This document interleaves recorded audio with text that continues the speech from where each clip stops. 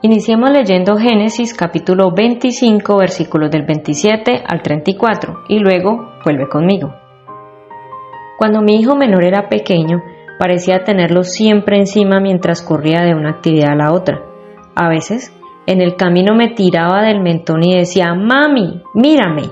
Quería alejar mi atención de todo lo que estuvieran haciendo sus hermanos.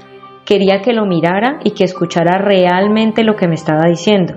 Quería que mi rostro se iluminara ante sus ideas. Quería mi atención y reconocimiento, igual que mis hijos más grandes. Algunas veces tenía cuidado de dar a cada uno de mis hijos el reconocimiento individual que necesitaban y les decía: «Buen trabajo, cariño, increíble».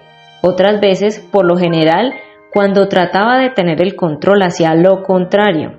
En lugar de darles palabras de reconocimiento, les decía: «Mira a tu hermana, ¿por qué no prestas atención como ella?». Felizmente, no lo hacía siempre. La comparación puede ser una excelente manera de controlar a tus hijos, pero genera divisiones entre ellos que exceden a cualquier ganancia momentánea. La rivalidad entre hermanos es natural, pero la manera de criar a nuestros hijos puede sanar o contribuir a la fricción entre ellos. Los gemelos de Rebeca eran totalmente distintos, pero Génesis capítulo 25, versículo 28 arroja bastante luz sobre una de las peores causas de tensión entre ellos. Y amó Isaac a Esaú porque comía de su casa, mas Rebeca amaba a Jacob. Tener un gemelo preferido no ayudó al matrimonio, y desde luego no fue bueno para los gemelos. Cuando el conflicto familiar comenzó a agravarse, Génesis capítulo 27 indica que cada padre llamó a su gemelo preferido. Isaac llamó a Esaú, versículo 1, y Rebeca llamó a Jacob, versículo 6. La manera de él y de ella de criar a sus hijos solo profundizó la división entre dos hermanos muy distintos. La dinámica familiar influye radicalmente en nuestra manera de ser. Por ello, cuando un consejero empieza a tratar a una persona, intenta comprender mejor sus antecedentes con preguntas como, por ejemplo: ¿cómo describirías a tus padres? ¿Qué valoraba más tu familia? Háblame de tus hermanos. ¿Qué hecho significativo de tu infancia podrías señalar? Si Jacob hubiera estado en una sesión de consejería, podría haber respondido así: mi hermano gemelo y yo somos completamente opuestos. Él es pelirrojo y muy velludo y tiene un temperamento acorde. Yo soy más contemplativo y civilizado.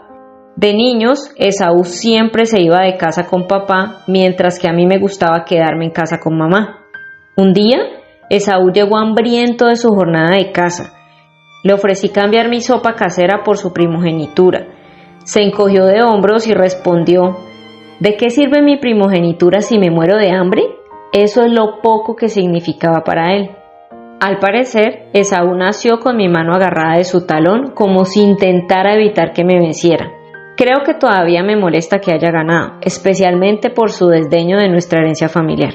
Dios eligió a nuestra familia para ser su pueblo. Nos tomamos muy en serio nuestra fe.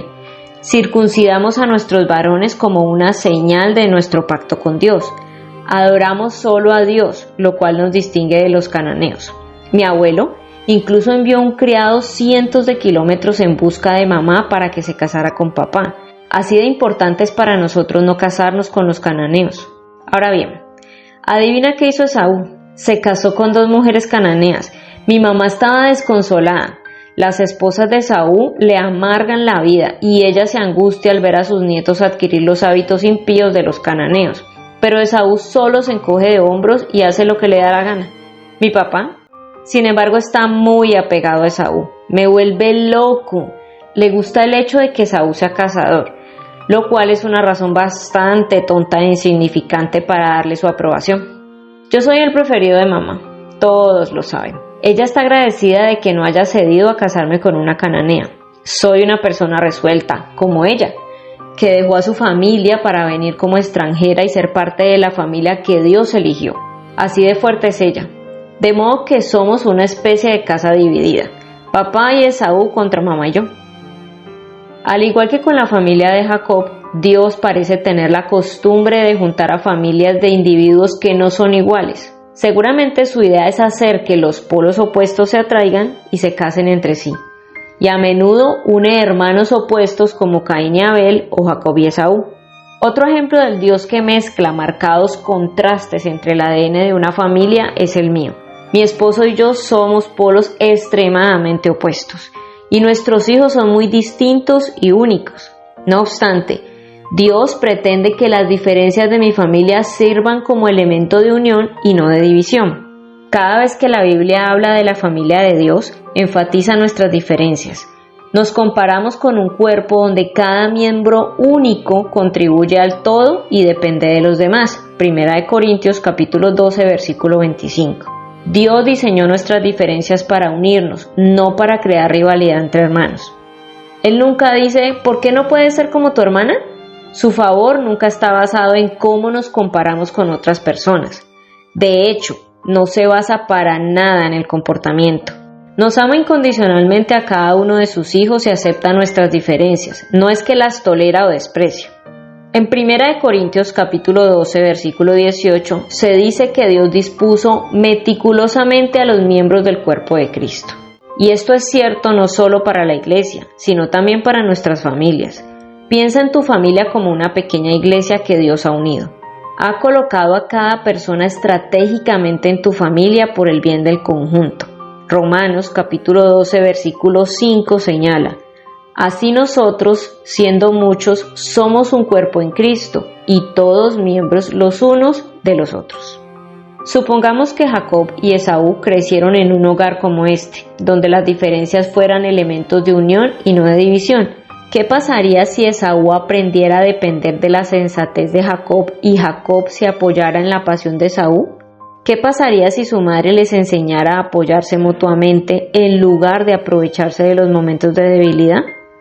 ¿Cuánto daño hace cuando intentamos eliminar las diferencias de los demás a nuestro antojo? Dios nos diseñó para que seamos individuales, no iguales.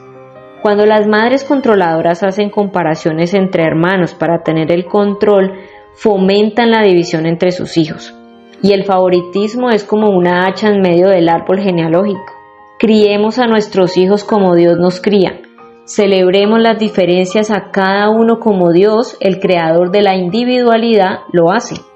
Él diseñó nuestras diferencias para que sean elementos que nos unan como hermanos espirituales, para que juntos lleguemos a hacer lo que nunca podríamos llegar a hacer por nuestra propia cuenta. Nuevamente hagamos una pausa y reflexionemos. ¿A qué personas has intentado cambiar más? ¿Cómo has usado la comparación para tratar de tener el control? Confiesa tu pecado, tanto a Dios, el creador de la individualidad, como a las personas que has ofendido.